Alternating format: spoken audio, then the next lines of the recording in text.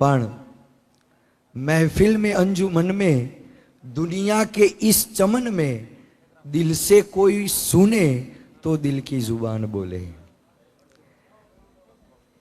अमुक वातो एवी होय, फूल होय एने स्पर्शी हकाय, एनी सुगंध ने स्पर्शी न हकाय, एने मात्र महसूस कराय।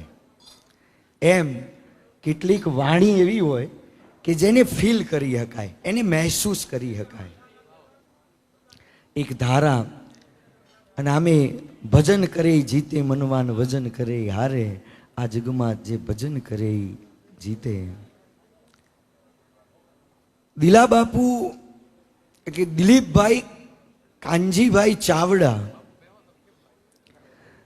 અને એમને જર્જરિત મંદિર જોયું અને એક વિચાર ઉત્પન્ન થયો કે આ મંદિરને મારે એનો જીર્ણોદ્ધાર એને બનાવવું શિખરબંધી। આ વિચાર આવવો ને એની કૃપા હોય તો સારા વિચાર આવે। કારણ માનસની અંદર કીધું તુલસીદાસે, બાબાજીએ કીધું કે સુમતિ કુમતિ સબકે ઉર રહી, સુમતિ कुमति सबके उर रही, नाथ निगम पुराण अस कही, जहां सुमति वहां संपत्ति नाना, अन जहां कुमति वहां विपत्ति निधाना। हा आ पृथ्वी उपरनो प्रथम कलाकार के कुंभम करोति इति कुंभकार। बहु मजानी बात छे अने जो हृदय सुधी जाए तो प्रतिसाद आपजो आप। परमात्माए जेना आंगळाना टेरवामां कला मूकी दीधी, एने कोई मापपट्टीनी जरूर नहीं। एवो पृथ्वी परनो प्रथम कलाकार भगवान भास्करनुं उदय थयुं नारायणनुं के भले उग्या भाण भाण तिहारा लऊ भामीणा, अने जीवन मरण लगमान हवे राखो काश्यप राउत। ए भगवान भास्करनुं उदय थयुं 50 करोड़ पृथ्वी माथे अजवाळा पाथरी दीधा अने आ धरतीने सोने भाई पहले तूने कम मिट्टी ली, फिर ज्यादा मिट्टी ली, इसका कारण क्या? पहला ते थोड़ी माटी लीधी, पछी वधु माटी लीधी, आनु कारण शुं, आम केम कर्युं? अने त्यारे प्रजापति भाईए उत्तर आप्यो, माटी ने जवाब आप्यो कि पहले मैंने ये सोचा कि चलो यूं करूं, एक चिलम बना लूं। पहला मने एवो विचार आव्यो कि माटीनी एक चलम बनावी लऊं, इसलिए मैंने कम मिट्टी ली। फिर मेरा विचार बदल गया, पछी मारो विचार बदलाई गयो। मैंने सोचा कि चलो यूं करूं, चिलम नहीं बनानी, एक सुराई बना लूं, एक पानी भरवानो नानो मोरियो, नानी माटली, नानु गाडवू बनावी लऊं। मेरा विचार बदल गया, इसलिए मैंने ज्यादा मिट्टी ली। अने पछी जे माटीए जवाब आप्यो, अरे भाई तेरा तो सिर्फ विचार बदला, मेरा जीवन बदल गया। तारो खाली विचार बदलानो, एमा मारू आखू जीवन बदलाई गयु। पहले तू चिलम बनाता तो खुद तो जलती, हूँ पोते तो बळत, औरों को भी जलाती, और बीजाना काळजामां काणा पाड़ी दे। अब तू सुराई बनाएगा, हवे तू पानी नो मोरियो बनावीश, एमा पानी भराशे तो खुद को तो ठंडक होगी, अने एमाथी जे पानी पीशे वो औरों को भी ठंडक दूंगी। तेरा तो सिर्फ विचार बदला, मेरा जीवन बदल गया। एक विचार साहेब एम आ दिला बापू ने एक विचार आवो कि आ रामनु मंदिर, सिद्धेश्वर महादेवजीनु मंदिर बनावू, मां धावड़ी मानु मंदिर बनावू, आ एक विचार साहेब। अने साहेब सद विचार, आ सद विचार रूपी तस्वीर छे ने, ए ज्यारे आचरण रूपी प्रेमनी अंदर मढाई जाए ने पछी ए तस्वीर छे ने जळहળી उठे छे साहेब। अने आ राम कि सुख ऊपर पथरा पड़ो, सुख ऊपर पथरा पड़ो, जो राम हृदय थी जाए, अरे बलिहारी उस दुख की, जामे पल पल राम बजाए। केवो राम साहेब। प्रतापदानजीए बात करी, राम तो નામ હતું જ એટલે એમને રામ મળ્યું. એટલે એ રામની વાત કંઈ પણ કેવા રામ સાહેબ, જેને 1000 હાથ હતા તોય 2 હાથવાળા જેવું જીવન જીવ્યા. મર્યાદા પુરુષોત્તમ, એકદમ મર્યાદામાં રહીને. આમ દરિયા આગળ વિનંતી કરી, વિવેક ચૂક્યા નથી હો, નહીતર પહેલું જ તીર ઉઠાવી શકતા હતા, પણ વિનંતી કરી દરિયાને 3 દિવસ સુધી. લક્ષ્મણ થોડા વિહવળ થયા, ભાઈ આમ વિનંતીઓ ન કરવાની હોય. જેમ આજ ઓપરેશન સિંદूर है, सरफरोशी की तमन्ना अब हमारे दिल में है और देखना है जोर कितना बाजुए कातिल में है. साहेब सुखदेव ने याद करवा पड़े, भगत सिंह ने याद करवा पड़े, राजगुरु ने याद करवा पड़े, चंद्रशेखर आजाद ने याद करवा पड़े. जो ए स्वकेंद्री जीवन जीव्या होत, ये जो પોતાના માટે જીવન જીવ્યા હોત તો આપણે આ મોજ અને આનંદ ન કર્યા હોત, કરતા હોત સાહેબ. એટલા માટે ભગતસિંહને કીધું કે ભર યુવાની હતી કે તમને કોઈની હારે પ્રેમ થયેલો ખરો, કોઈ પ્રેમ પત્ર કોઈને લખેલો ખરો? અને ત્યારે ભગતસિંહે કીધું કે મેરે જજ્બાત સે વાકિફ હે મેરી કલમ, મારા જજ્બાતથી મારી કલમ છે ને એ વાકિફ છે. मेरे जज्बात से वाकिफ है मेरी कलम, मैं इश्क लिखने जाता हूँ और इनकलाब लिखा जाता है. હું इश्क લખવા જાઉં છું પણ મારી કલમે મારા જજ્બાતથી વાકેફ છે, એ ઇનકલાબ જ લખી દે છે સાહેબ. સાહેબ આ દેશના જવાનો, લશ્કરના નોજવાનોને કરોડો વંદન છે સાહેબ. -ડિગ્રીની અંદર એ બંદૂક લઈ અને આપણી રક્ષા માટે ઊભા છે ને ત્યારે આપણે અહીંયા શાંતિથી ઊંઘી શકીએ છીએ સાહેબ.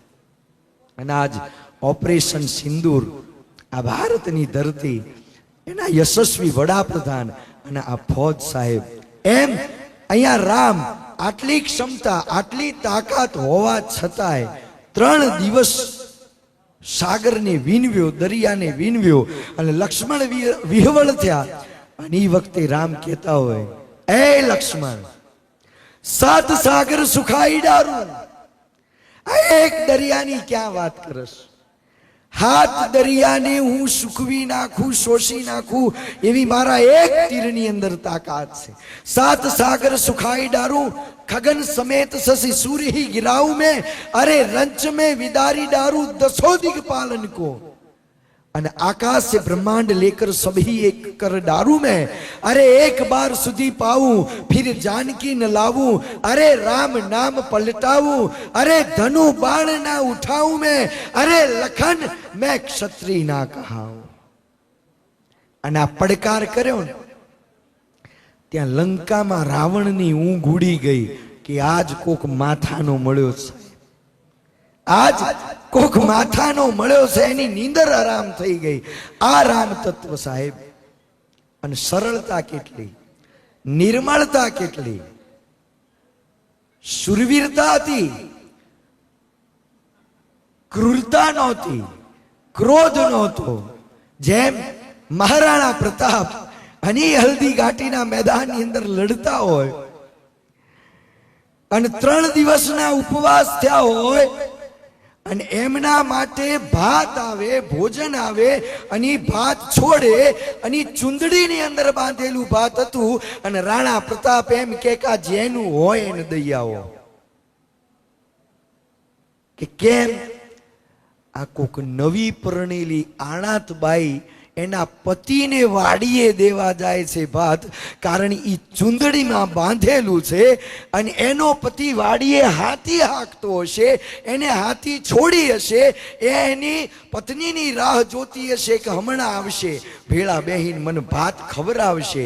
હવે આ ભાત તમે મારા માટે લાવ્યા, એટલી ઘડી એની હાથી બંધ રહેશે, કારણ કે એ ભાત, એ રોટલા ઘડવા, એનું ભોજન તૈયાર કરવા ઘેર પાછી જશે, એટલો સમય બગડશે અને પછી ભાત લઈને જશે, એટલી હાથી રોકાશે અને તો મારા મેવાડની એટલી ઉપજ ઓછી થશે. હું આ વન વગડો વેઠું છું, આરાવલીની ગિરી કંદરાની માલિપા ભમું છું, એ મારી મેવાડને બેઠી કરવા માટે, એને વેરાન કરવા માટે નહીં સાહેબ. આનું નામ સુરવીરતા કહેવાય, આનું નામ શાસક કહેવાય સાહેબ. એમ રામ એક બાજુ આ અને એક બાજુ સુખ ઉપર પથરા પડો. ઈ 7 વર્ષના માં સબરી અને 70 વર્ષની ઉંમર થાય. અનેક વિશ્વાસ ઉપર વિશ્વાસ બહુ મોટી વાત છે સાહેબ. આસ્થા, અવસ્થા અને વ્યવસ્થા, આ 3 જો આસ્થા દ્રઢ થાય તો વ્યવસ્થા આપ મેળે થઈ જ જતી હોય સાહેબ. નહીતર આખી જિંદગી વ્યવસ્થા કરવામાં પૂરી થાય પણ અંત સમય સુધી ક્યાંય મેળ જ ન પડ્યો હોય સાહેબ.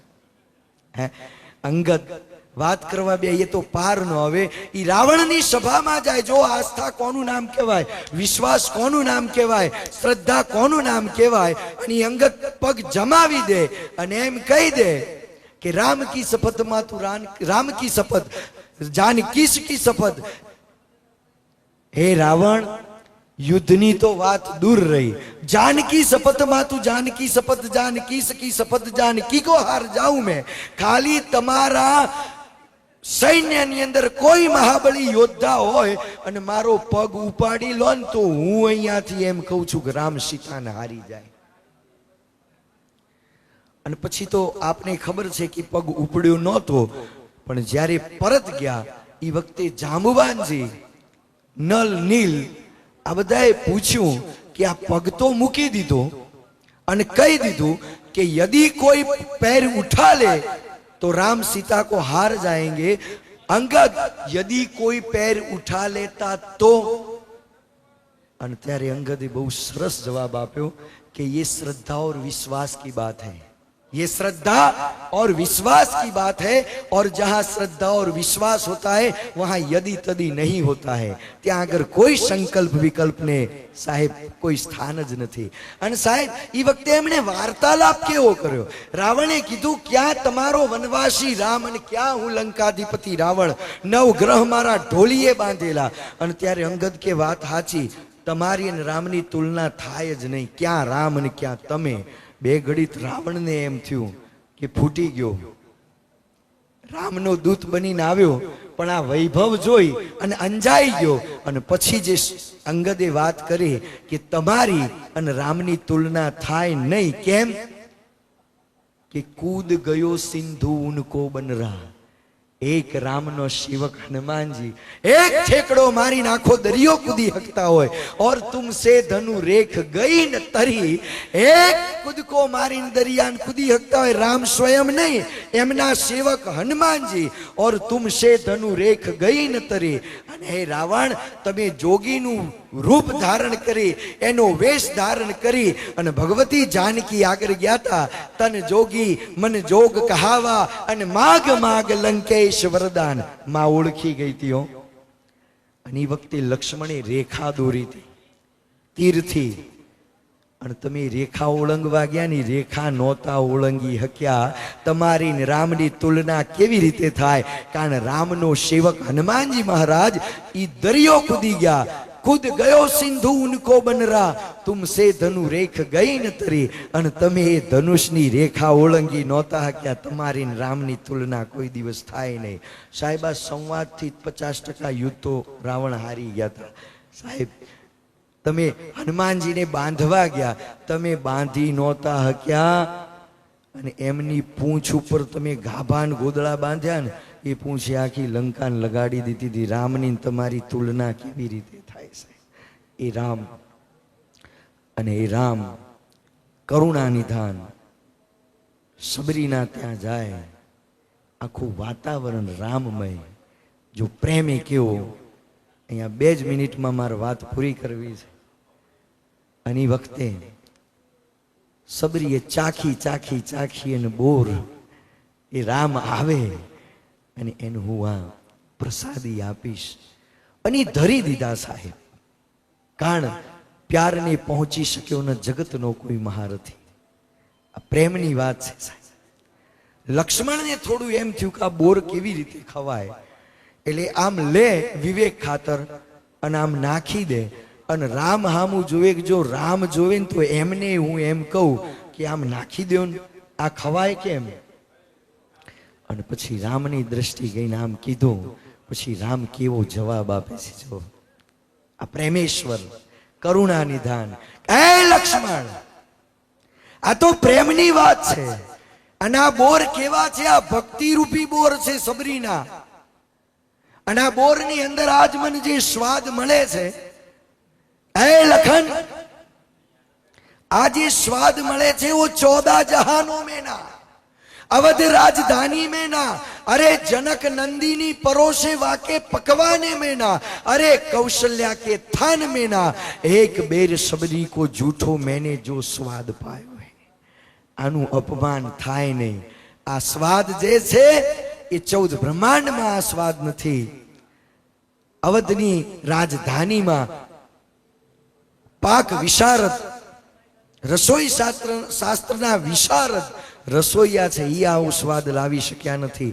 જનક નંદીની પરોસે વાકે પકવાને મેના, અરે જનક કે ઘરાને મેના.